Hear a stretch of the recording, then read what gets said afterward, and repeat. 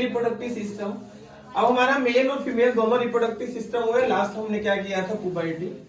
Mail reproductive system के सबसे पहले तो प्राइमरी ऑर्गन्स लिखने हैं कि प्राइमरी ऑर्गन्स कौन कौन से हैं। सबसे पहला प्राइमरी ऑर्गन अगर हम स्टार्ट करें, देखो टेस्टिस, फिर क्या है स्कोर्टम, ठीक है, फिर क्या है एपिडाइमिसिस, एपिडाइमिसिस, उसके बाद क्या है सेमिनल वेसिकल, ठीक है, फिर क्या है prostate gland, vas deferens, urethra, bladder, ठीक है। ये प्राइमरी ऑर्गन्स का मतलब है। कई बार एक नंबर में प्राइमरी ऑर्गन्स भी पूछ सकते हैं कि what are the main organs of male reproductive system. इसमें क्या होगा, आपको सारे ऑर्गन्स के नेम लिखने होंगे कि उसके ऑर्गन कौन कौन से हैं रिप्रोडक्टिव सिस्टम के, ठीक है। अब हम इसका ना फंक्शन स्टार्ट करते हैं कि वर्क कैसे करते हैं। देखो हम स्टार्ट होते हैं टेस्टिस से। जो टेस्टिस है वो testis lies outside the abdominal cavity, outside the abdominal cavity. Abdominal cavity का मतलब होता है कि ये हमारा जैसे पेट है, पेट से बाहर, बॉडी से बाहर होते हैं टेस्टिस, बॉडी के अंदर नहीं होते, बॉडी से क्या होते हैं बाहर। वो जो टेस्टिस हैं वो एक लेयर, एक मस्कुलर कैविटी के अंदर है। मस्कुलर कैविटी मतलब एक स्किन, एक मस्कुलर कैविटी जिसके अंदर टेस्टिस लाई करे। Testis lies in a muscular cavity, this muscular cavity is known as the scrotum, ठीक है। उस मस्कुलर कैविटी को क्या बोलते हैं, स्कोर्टम। और ध्यान रखिएगा जो टेस्टिस का जो टेम्परेचर होता है, it is 3 degree Celsius lower than the body temperature. जितना बॉडी का टेम्परेचर है उससे 3 डिग्री सेल्सियस कम होता है किसका, टेस्टिस का टेम्परेचर। इसका रीजन क्यों है, because the formation of sperm taking inside that formation of sperm, क्योंकि टेस्टिस में क्या होता है स्पर्म की फॉर्मेशन होती है। दूसरी बात क्या है, यहां से एक हार्मोन रिलीज होता है, कौन सा, टेस्टोस्टेरोन। टेस्टोस्टेरोन हार्मोन और स्पर्म की फॉर्मेशन के लिए मेन है। स्पर्म की फॉर्मेशन, स्पर्म की फॉर्मेशन के लिए यहाँ पे टेम्परेचर इसको क्या चाहिए, लो टेम्परेचर चाहिए होते हैं। क्या चाहिए होते हैं, लो टेम्परेचर। फिर ये कह रहे हैं कि जैसे टेस्टिस हुआ स्पर्म, और फिर टेस्टिस के ऊपर जस्ट टेस्टिस के साथ जो एक मसल, जो एक मस्कुलर टाइप नर्व जो अटैच है उसको बोलते हैं एपिडाइमिसिस। ये क्या करती है, यहां से हार्मोन और स्पर्म्स को लेके चलना स्टार्ट करती है। सबसे पहला है एपिडाइमिसिस।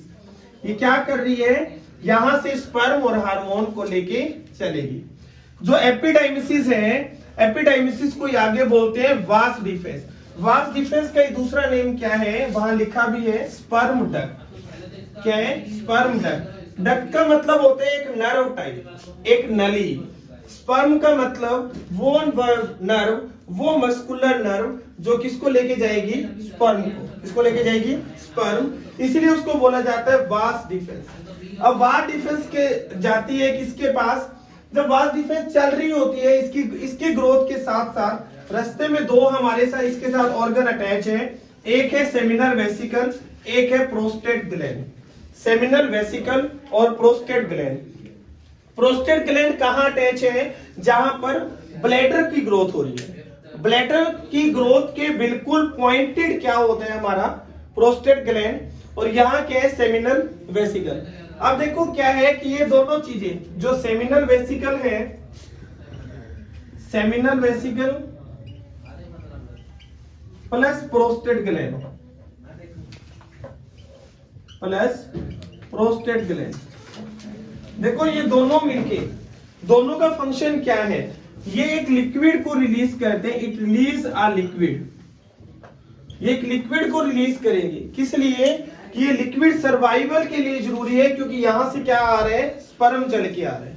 यहां से जो स्पर्म चल के आ रहे हैं उसको यहाँ एक लिक्विड मीडियम प्रोवाइड करेगा, कौन, सेमिनल वेसिकल और प्रोस्टेट ग्लैंड।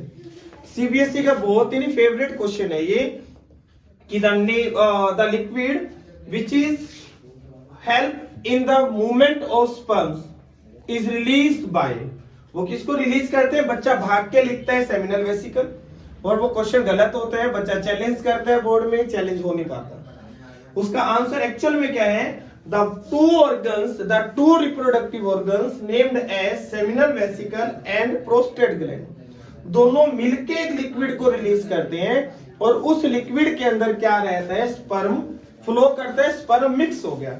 देखो यहां क्या था, इसने लिक्विड रिलीज किया और इस लिक्विड के अंदर जो स्पर्म पीछे से आ रहा है वो स्पर्म दोनों क्या हो गए, अब मिक्स हो गए। ये दोनों चीजें मिक्स्ड हो गई।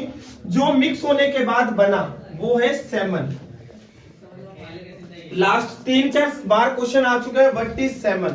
सेमन क्या है, बच्चे स्पष्ट लिखते हैं the liquid flow of sperm is known as the semen, but it is wrong. Semen क्या होता है, the sperm which is released by testis and the fluid which is released by the seminal vesicle and the prostate gland. The mixture of the fluid and the sperm is known as the semen.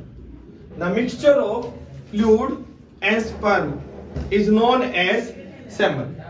The mixture of fluid and sperm is known as semen. Clear?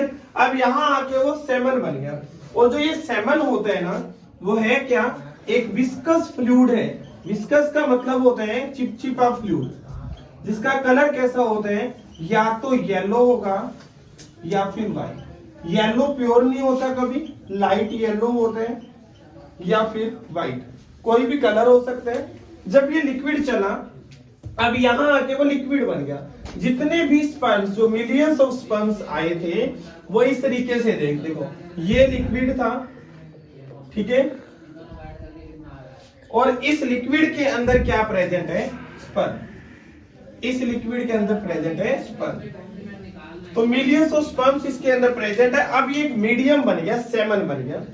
अब ये semen यहां से flow होना start होगा और ये semen यहां से चल के किसके, थ्रू द यूरेथ्रा के थ्रू कहां जाएगा, पेनिस तो ऑर्गन है, और यूरेथ्रा से ड्यूरिंग द पेनिस वो क्या कर देगा, बॉडी से बाहर। जिस टाइम ये सेमन बॉडी से बाहर निकलता है, मेल को बिल्कुल क्लियर पता चलता है कि उसकी एनर्जी लूज हो गई। ये जो एनर्जी है, जो ये एनर्जी लूज हुई है, ये एनर्जी दोबारा कौन सा ऑर्गन बनाता है, सिर्फ और सिर्फ प्रोस्टेट ग्लैंड। सीबीएसई ने बहुत बार क्वेश्चन पूछे है, the loss of energy during the by the sex organs is regained by क्या होता है, प्रोस्टेट ग्लैंड। प्रोस्टेट ग्लैंड उस एनर्जी को दोबारा क्रिएट करेगी, दोबारा उस मेल को उतनी एनर्जी मिलने में थोड़ा वक्त लगता है। ये पूरे का पूरा क्या, मेल रिप्रोडक्टिव सिस्टम। ठीक है, okay done. Mail reproductive system, पहले मेल हो गया, अब फीमेल रिप्रोडक्टिव सिस्टम। पहले तो इसके प्राइमरी ऑर्गन्स देखते हैं। देखो प्राइमरी ऑर्गन्स में सबसे पहला वेजाइना, फिर सर्विक्स, फिर urethra, ovary, funnel of oviduct and fallopian tube. ये सारे आपने अलग अलग पॉइंट पे लिख लो कि the organs involve in female reproductive system are vagina, cervix, urethra, urethra को बोला जाता है womb, ovary, funnel of oviduct and fallopian tube. ठीक है, अब इसमें देखते हैं कि है क्या।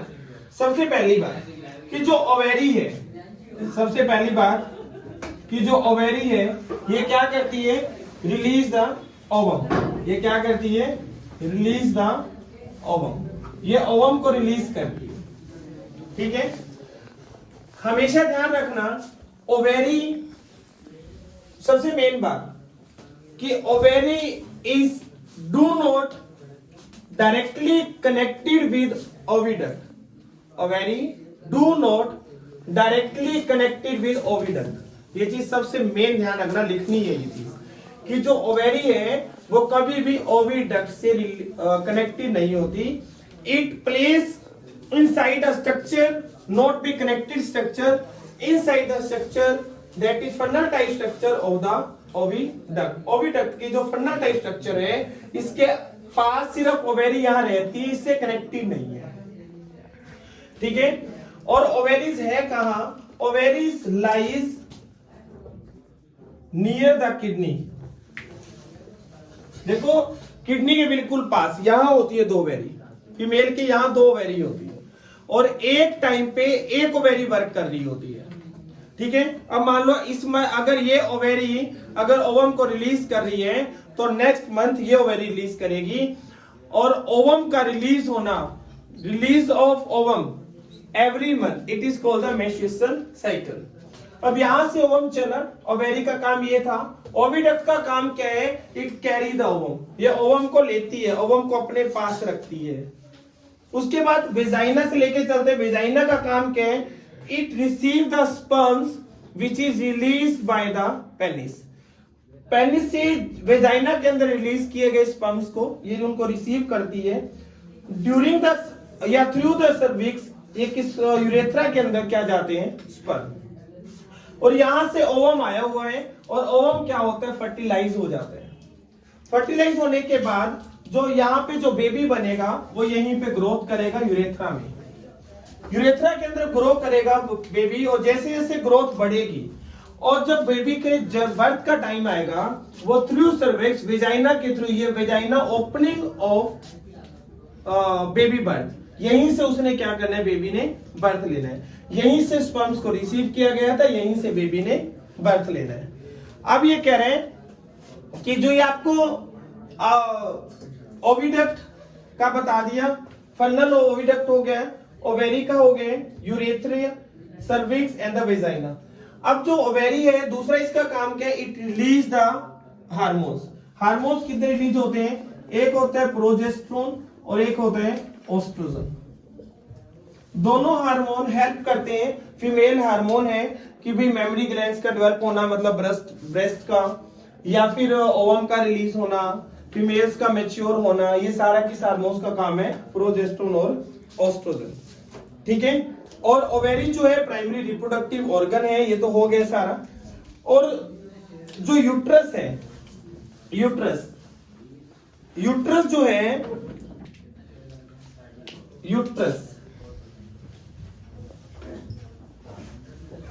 जो यूट्रस है वो एक नैरो ओपनिंग है किसकी? सर्विक्स की। क्योंकि यूट्रस को स्पर्म मिल रहे हैं वो भी इसके थ्रू मिल रहे हैं, और जो स्पर्म बेबी बाहर आ रहे हैं तो भी थ्रू सर्विक्स, वेजाइना के थ्रू बाहर आ रहे हैं। तो ये एक ओपनिंग है किसकी? यूट्रस की। यूट्रस क्यों बोला जाता है? मदर वोम। वोम का मतलब होता है गर्भ, जहां पे बेबी डेवलप हो रहा है, बेबी को पूरा न्यूट्रिशन मिलना, जो भी बेबी की जो पूरी डेवलपमेंट है, बेबी ग्रोथ है, वो सारी यूट्रस में होनी होती है। ठीक है। तो ये आपका क्या है? Female reproductive system. Okay, done. Menstruation क्या होता है? The release of an ovum by an ovary या from an ovary. Release of an ovum from an ovary, ovary से ओवम का रिलीज होना, उसको बोलते हैं मेंस्ट्रुएशन।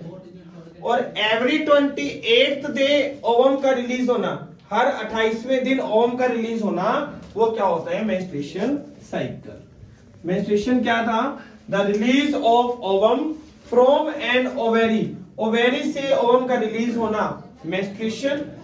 और एवरी 28th डे जो है ओवम का रिलीज होना, मतलब sexual cycle in the females. Sexual cycle वही है कि ओवम का रिलीज होना एवरी एक फिक्स डेट के ऊपर, उसका होता है मेंस्ट्रुएशन साइकिल। अब इसका मतलब क्या है मेंस्ट्रुएशन साइकिल में? कि एक तो पुबर्टी की एज के ऊपर ओवम रिलीज होगा, ठीक है। फर्स्ट ओवम जो रिलीज होता है उसको बोलते हैं मेन आर्क, और जो 45 या 50 इयर्स की एज के ऊपर लास्ट ओवम रिलीज होता है, उसके बाद मेंस्ट्रुएशन साइकिल स्टॉप हो जाती है, उसको बोलते हैं मेनोपॉज। क्या बोलते हैं? मेनोपॉज। फिर क्या होते हैं? बिफोर ओव्यूलेशन, जो यूट्रस की जो लाइनिंग है ना, ये वाली यूट्रस की लाइनिंग, ओव्यूलेशन का मतलब है कि ओवम का बाहर आ जाना। यूट्रस लाइनिंग कुछ थिक हो जाती है। क्या हो जाती है? कुछ thick and spongy, full of the tiny blood cell, और ये फुल इसमें ब्लड सेल्स डेवलप हो जाती है बहुत ज्यादा। फिर ये कह रहे हैं कि जब ovum does not get fertilize, अगर ओवम यहाँ आके फर्टिलाइज नहीं हुआ तो क्या होगा? The inner lining of uterus is no longer needed and it's break. जो यूट्रस की जो अंदर की लाइनिंग है ये वाली, ये ब्रेक डाउन हो जाएगी, ब्लीडिंग स्टार्ट हो जाएगी। यहां से फीमेल की ब्लीडिंग स्टार्ट हो गई है, मतलब ओवम बाहर आ गया है। And it usually occurs 14 days after the ovulation. जो ओव्यूलेशन यहां से हुआ था ना, और 14 डे तक तो ओवम यहाँ रहता है, उसके बाद 14 डे और वेट करता है, फिर भी अगर कहीं फर्टिलाइजेशन नहीं हुआ तो ओवम क्या आ जाएगा, बाहर आ जाएगा। और जो ये ब्लीडिंग है वो 3 to 5 डेज तक क्या रहती है, continue 3 to 5 days. And the ovum does not fertilize, the menstruation takes place again, फिर वो दोबारा से मेंस्ट्रुएशन साइकिल आ जाती है। It is controlled by hormones, वो 3-4 दिन तक रहती है, फिर उसको हार्मोन्स क्या करते हैं, कंट्रोल करते हैं। ठीक है, ये होता है मेंस्ट्रुएशन साइकिल के बारे में। मेन आर्क, मेनोपॉज आपको बता दिए। मेन आर्क होता है the first release of ovum during the age of puberty, menarche. और लास्ट जो एज है 45-50, जहां पे मेंस्ट्रुएशन साइकिल लास्ट आती है, उसके बाद ओवम रिलीज नहीं होता, वो क्या होता है, मेनोपॉज। फिर आता है birth control method. Birth control method के अंदर सबसे पहला है बैरियर मेथड। सबसे पहला है बैरियर मेथड। बैरियर मेथड में क्या है, यूज कॉन्डम्स। कॉन्डम्स यूज होते हैं फीमेल के यूट्रस के लिए आता है, या फिर मेल के पेनिस के ऊपर एक प्लास्टिक कवरिंग होती है, कॉन्डम होता है, उसको लगा लिया जाता है ताकि वो अपने स्पर्म्स को यूट्रस के अंदर रिलीज ना कर पाए। यहां अगर स्पर्म आएंगे ही नहीं तो फर्टिलाइजेशन नहीं होगा, प्रेगनेंसी नहीं होगी, बर्थ कंट्रोल होगा। ठीक है, ये बैरियर मेथड।